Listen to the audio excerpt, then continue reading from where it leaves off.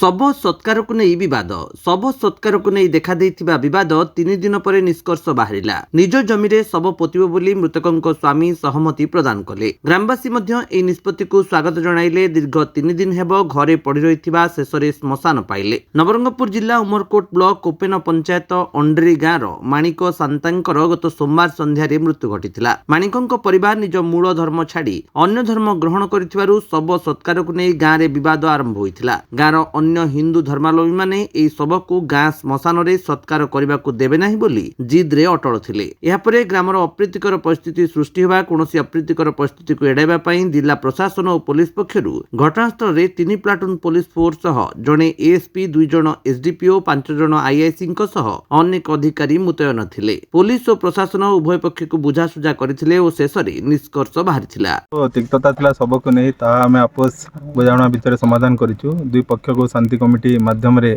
आमे आलोचना करिछु एवं समान को मध्य वर्तमान समाधान रो बाट बाहरिछि एवं सब को तार उपयुक्त सम्मान दिया जाउछि। जिला प्रशासन माने गला समय एक शांति कमिटी बैठक डाकिथिला। आमे विभिन्न कमिटी मेंबर मान को डाकिथिलु एवं तथापि भविष्य रे आमे आउ एक शांति कमिटी जिला स्तर रे आमे करबा को जाउछु जेउथि समस्त पार्टिसिपेट बा समस्त लोक मान को नै एक कमिटी गठन करा जिवो एवं जेमरि भविष्य रे एई समस्या न उपजिबो एथि प्रति विशेष ध्यान दिया जिवो। सर तमें तांकर जहाँ नीति नियम अच्छी से जो धर्म अच्छा से धर्म अनुजाई से सत्कार करेंगे। एते आउ किसी असुविधा नहीं।